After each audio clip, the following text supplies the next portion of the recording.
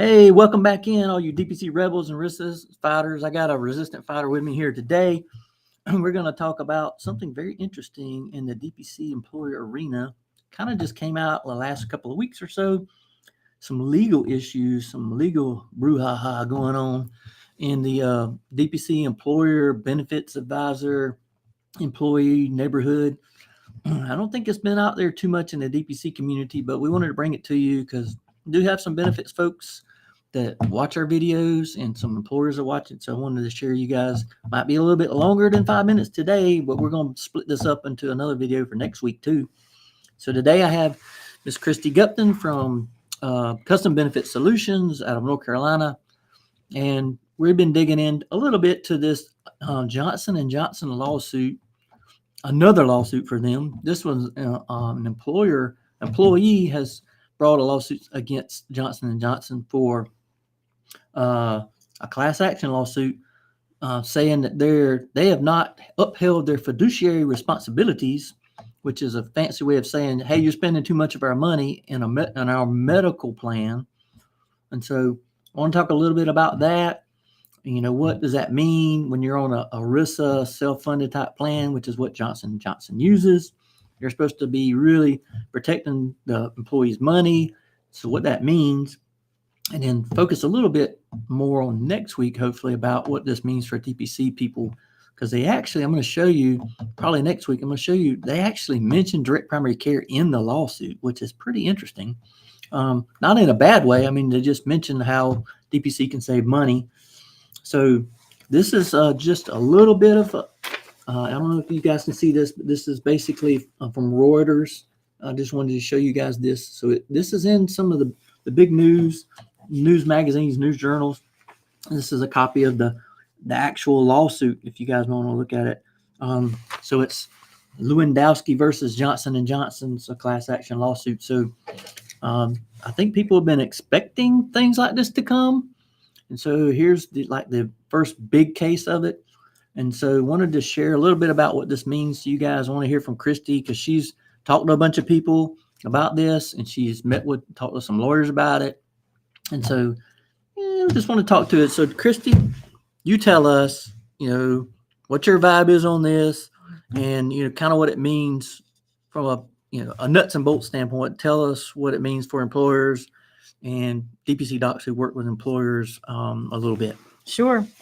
I think you're right.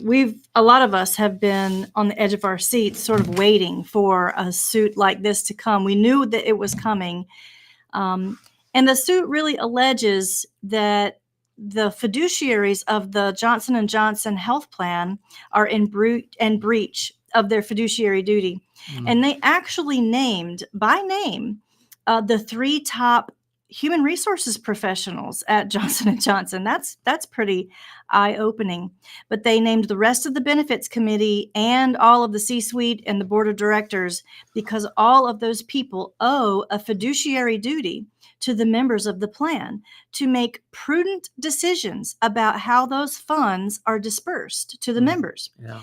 And so allowing certain expenses to be drained out of the plan assets either arbitrarily or without the fiduciary duty for prudent decision-making to occur is a blatant breach of fiduciary duty. So let me just take you back a little bit to explain about why the fiduciary duty exists. So ERISA, E-R-I-S-A, which stands for the Employee Retirement Income Security Act, was passed in 1974. It oversees both retirement plans and health plans. However, many of us have been complaining to the federal government for a long time that the retirement plan side of the house is being over-scrutinized and the health plan side of the house of ERISA was being ignored, completely ignored. And there's much more bleeding dry of plan assets going on the health plan side than there ever thought about being on the retirement side. But both of those sides really do deserve oversight, transparency, and prudent decision-making. Because let's face it, both employer money is going into those funds and employee money. And so when you commingle both employer and employee money, there needs to be very stringent oversight and prudent decision making as to how those funds are spent. I mean, let's face it, on the retirement side, look at what happened at Enron. Remember that from, several years ago? Many people realized all of a sudden that their retirement plans were defunct. And so their hopes for a healthy retirement and cruising right into their golden years, all those hopes were dashed in an instant because those fiduciaries were not performing their fiduciary duty. Well, the same thing is occurring on the health plan side and has been for a very long time. The crucial change that happened just a couple years ago that made this lawsuit a possibility, really, was the Consolidated Appropriations Act of 2021. So you probably know some of those bills are like these big omnibus bills that include lots of moving parts. Maybe they even are passed to fund different parts of the government. Well, those of us in the Health Rosetta and some of the other, brotherhood, sisterhood types of groups that consist of advisors like me who are really adamant about transparency. We'd been working with individuals in Washington, D.C. and other stakeholders to get transparency rules passed, and it happened in the Consolidated Appropriations Act of 2021. So that gave ERISA like new legs, especially on health plans. And so if it hadn't been for the Consolidated Appropriations Act, I don't think that this lawsuit would have had the kind of standing that it has. But those transparency rules are very important. And, the fact that we've got at least one big watershed type of case to call attention to is really a good thing. It's a gift, honestly. So, yeah. So that's interesting. So I want to just real quick, we'll close out this with a basic question. What this plaintiff, the lady says, she mentions like a specific medicine and how much you could get it for generic, because us DPC docs do a lot of generic medications in our office. So the complaint specifically mentions a medication, what she could get it for cash and what they paid. What were those numbers? Sure. Let me just say, first of all, the complaint itself is 74 pages long. If you read all 74 pages, and you probably should, it's pretty interesting.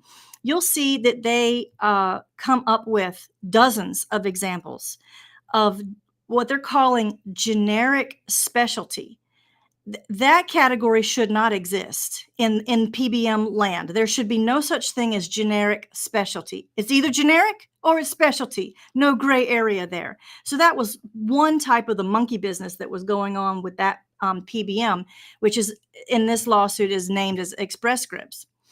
So the plaintiff really is alleging that there is so much overspending. In some examples, it's hundreds of percentage points above fair market value. In some cases, it's 12,000, 13,000 percentage points above fair market value. In each case, it outlines, or in each item, it outlines that you can buy this named drug for cash for pennies on the dollar. So one that stood out to me was a multiple sclerosis drug, a generic, which Express Scripts is treating as a specialty drug, which has a very arbitrary term and a definition. But a 90-day supply, that plan, the Johnson & Johnson plan, is paying $10,000 for a 90-day supply. It's teriflunomide. We looked it up earlier. So Dr. Purcell pulled it up. You can buy that drug for a little less than $100 for a 90-day supply. So the kind of price gouging, and I'll just go ahead and rip the Band-Aid here and call it money laundering. That's what I think it is. You can't convince me that the definition of money laundering doesn't apply here. So that sort of price gouging that very negatively affects the members of the plan, that's where this fiduciary duty and how the members of the plan are unnecessarily pickpocketed, basically, is the one of the important elements of this complaint. Yeah, it was very, very interesting. So, want to talk a little bit more about this. We're going to go to, we're going to wind it up right here. We're going to have a part two where we try to focus a little bit on how the DPC docs across the country might see this and the little comment in this lawsuit about direct primary care. So you may hear about this, the Johnson & Johnson lawsuit, the employee lawsuit, and fiduciary responsibility, and employers spending way too much money on care. So you may hear about this in some of your meetings over the summer. So just thinking about that as you meet with employers and benefits advisors to see how that's going on. So we'll come back next week for part 2 of our talk. We'll talk about how this may affect DPC clinics. And other than that, you guys have a great weekend. I hope it's going to be beautiful for you where you're at. And until then, just keep the DPC